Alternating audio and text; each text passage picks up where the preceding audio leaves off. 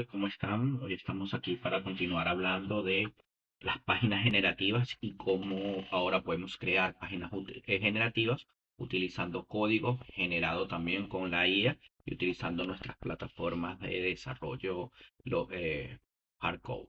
Para ello vamos a ver qué podemos hacer ahora dentro de las páginas generativas que podemos crear desde el código, ¿no?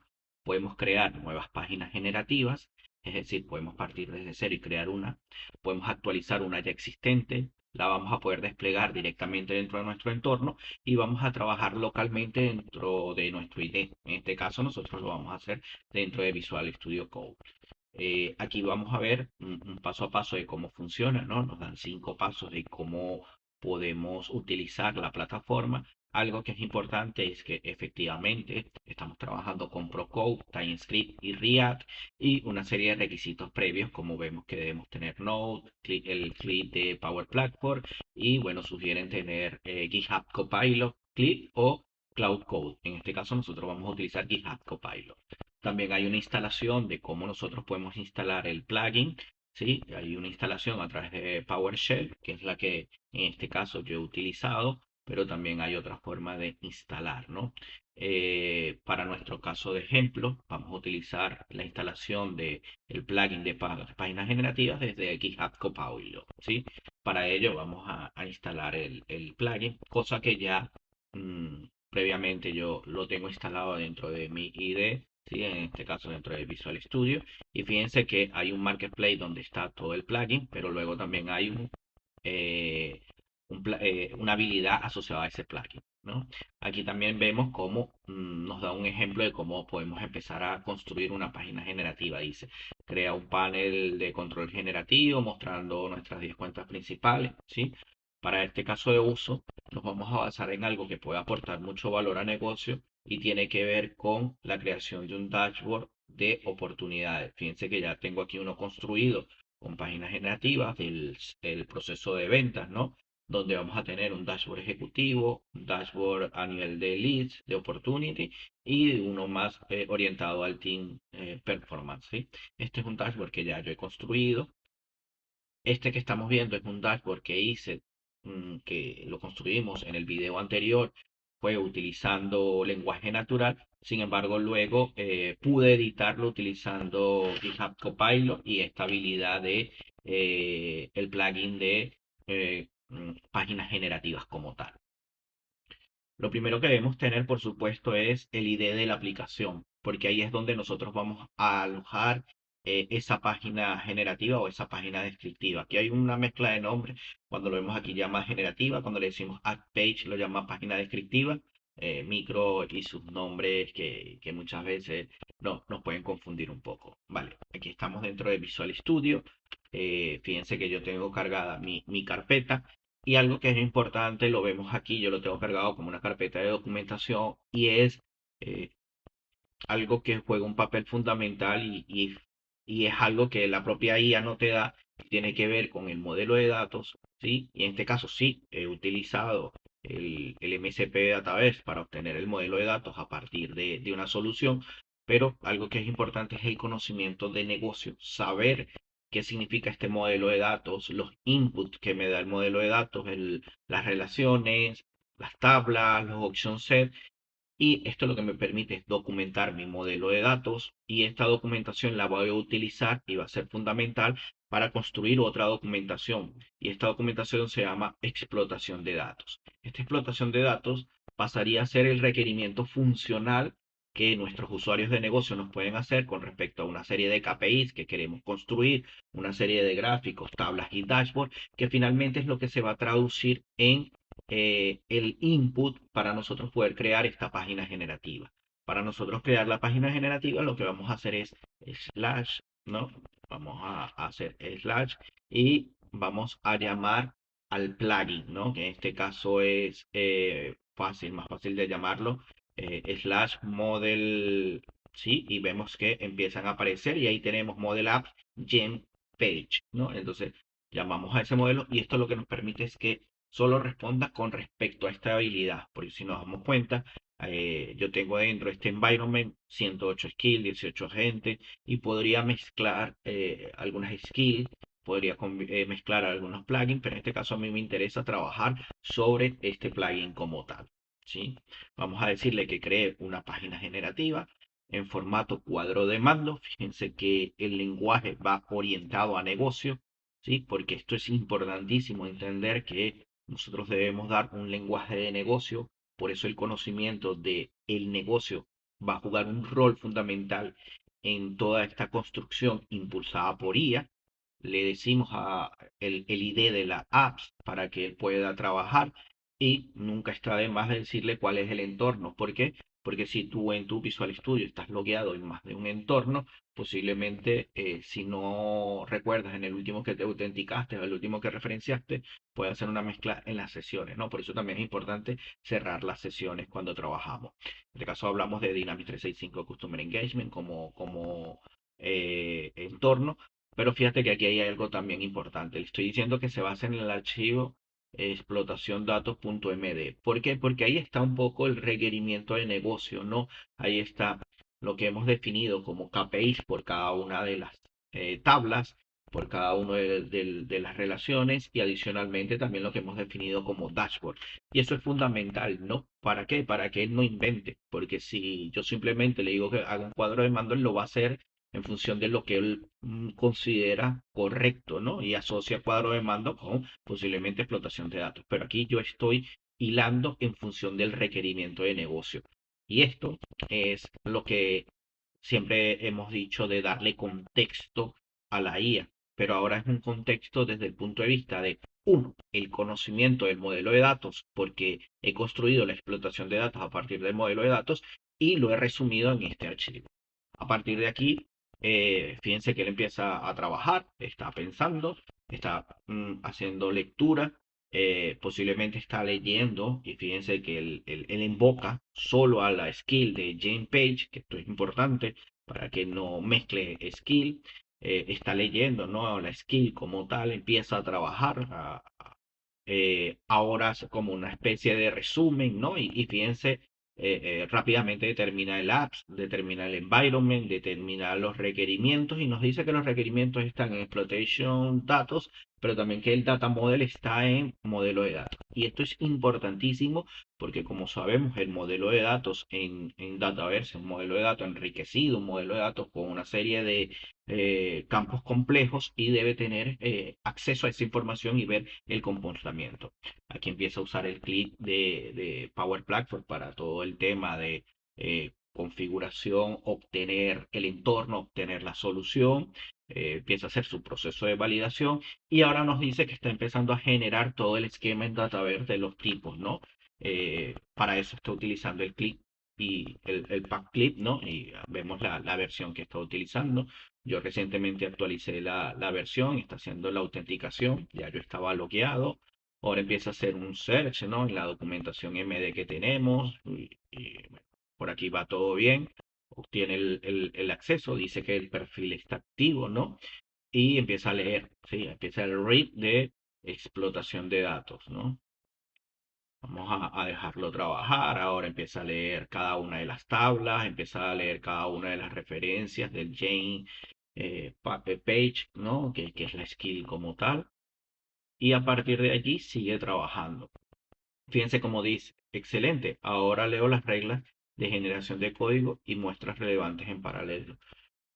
Hay un plan, y esto es fundamental entenderlo. Aquí no hay nada al azar. Al final hay un plan que está contenido dentro de esa habilidad también, dentro de ese plugin, y él está trabajando en función de ese plan.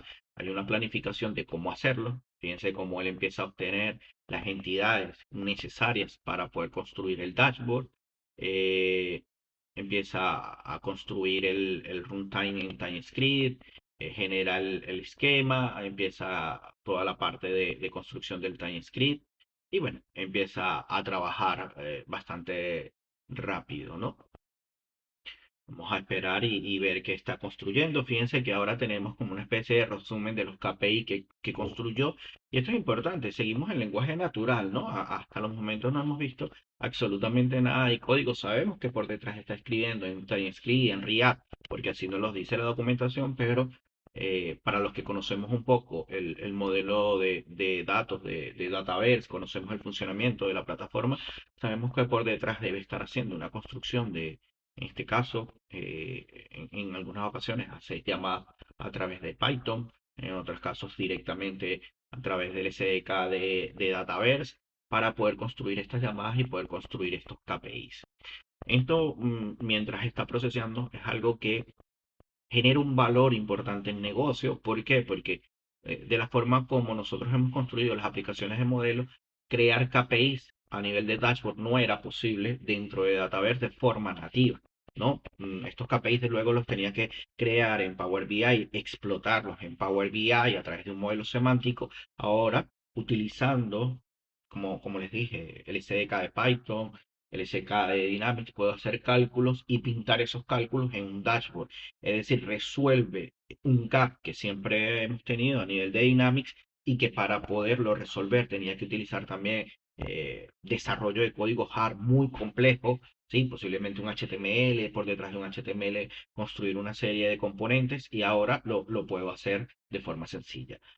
Otro punto es que fíjense que él ha determinado que hay un posible error, ¿sí? Y determina dónde está el error en lo que has escrito y él empieza nuevamente a corregir y ahora me está diciendo que está construyendo algo que es un término de negocio, el scorecard, ¿no? O sea, al final el Balance Scorecard no deja de ser una herramienta de negocio, ¿no? Fíjense cómo por nosotros darle el contexto de la explotación de datos, empieza también a entender un lenguaje de negocio y entender qué significa ese lenguaje de negocio que nosotros les estamos pidiendo, ¿no?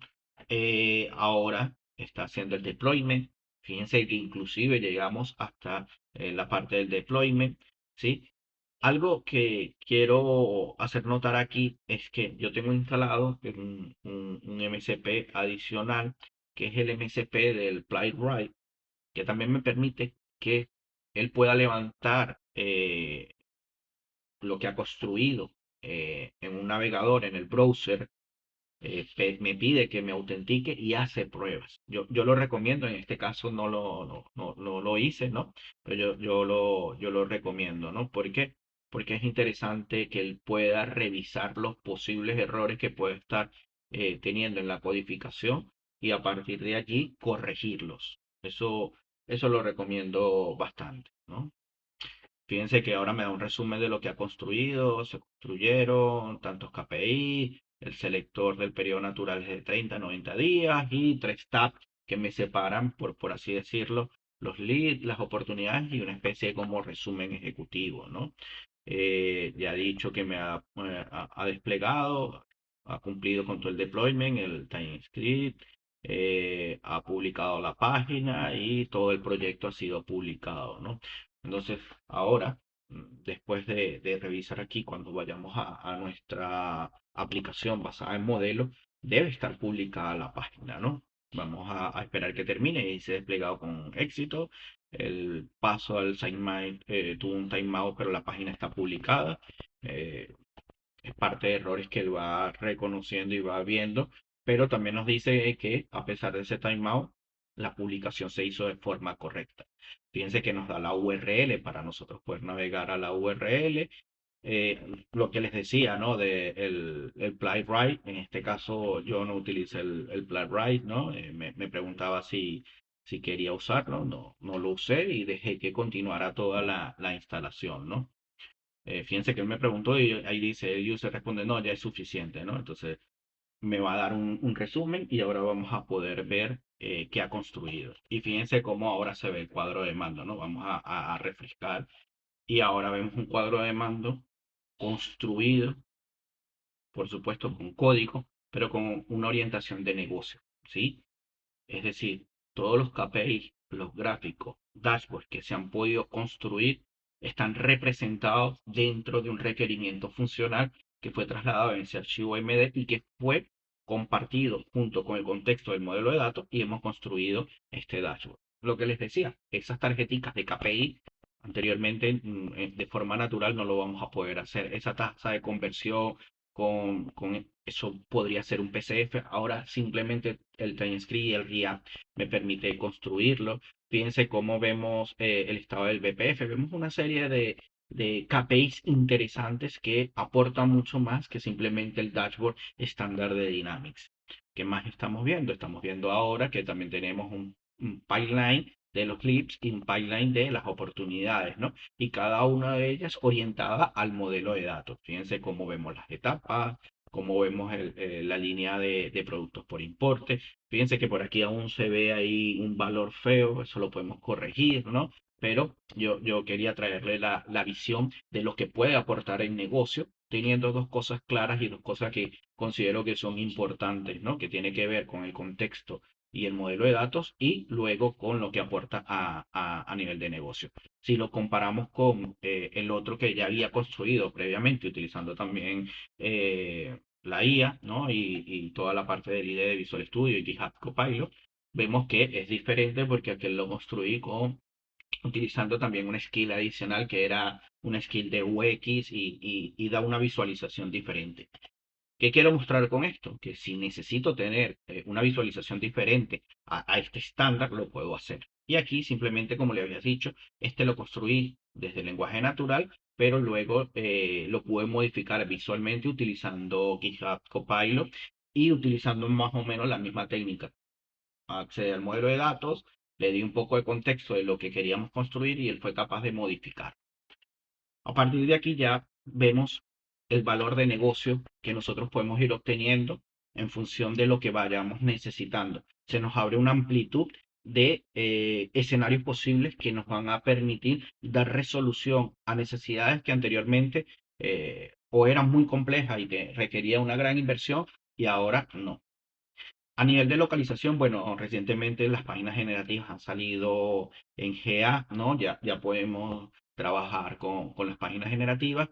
Lo importante es que el CLI lo estés utilizando como medio para crearlas, ¿no? En este caso, bien sea Visual Studio Code y GitHub Copilot o Cloud Code, ¿no? Te habla de unas buenas prácticas y esto es clave. Empieza simple, haz pruebas con frecuencia, sé específico, utiliza patrones existentes y valida el código generado.